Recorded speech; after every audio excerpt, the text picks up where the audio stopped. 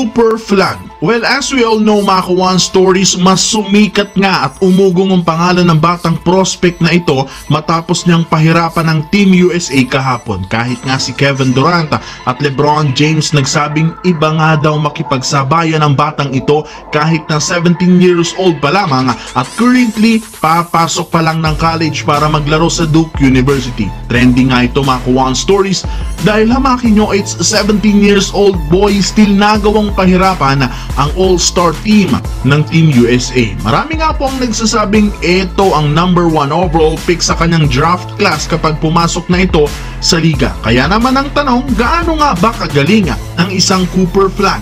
NBA caliber nga ba ito o dala lamang ng hype? Well, tara talakayin natin yan at kilalanin at pag-usapan ng rason. Bakit nga ba ayaw at tinatanggihan ng ilang mga superstar na maglaro para sa Los Angeles Lakers? Pero bago yan, please don't forget to hit the notification bell at mag-subscribe sa aking channel. Unahin natin kilalanin ngayon mga ka-One Stories ang batang nagpahirap nga daw sa Team USA.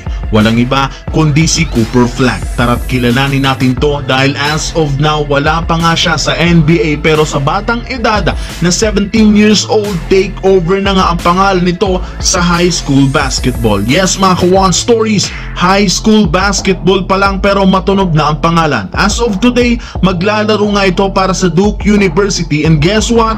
5-star recruit at nangunguna sa ESPN rankings bilang number 1 overall pick.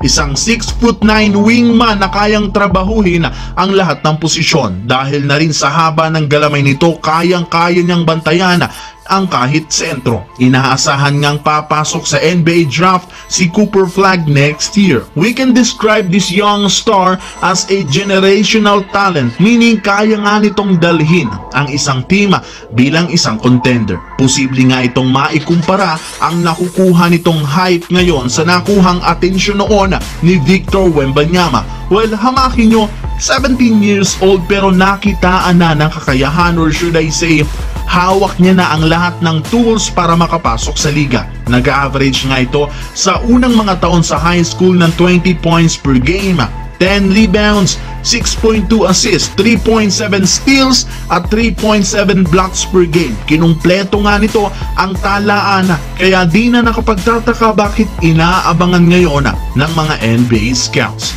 Sa katunayan dahil nga sa ipinakita nitong performance sa kanyang high school basketball sa kanyang sophomore year, nag-average na nga ito agad ng tumaas sa triple-double at itinanghal na MVP. And guess what? Nagkampiyon pa si Monteverde Academy. We can say na hindi lamang ito isang scoring machine dahil isa rin naman siyang halimaw sa depensa. Sa katunayan, mas lalo nga pong umingay ang pangalan ni Cooper Flag matapos itong magtala sa isa sa kanyang mga laro sa EYBL Games, 38 points, 16 rebounds, 12 blocks, and 6 assists, 4 assists away, quadruple-double na kaya di na nakakabigla na dahil sa talento nito madali siyang nakasabay sa Team USA sa kanilang scrimmage. Sa ngayon, eto na ang inaabangan ng ilang mga NBA teams na makuha sa susunod na NBA draft. Well, dito naman tayo sa tunay na rason bakit walang ayaw maglaro sa Lakers.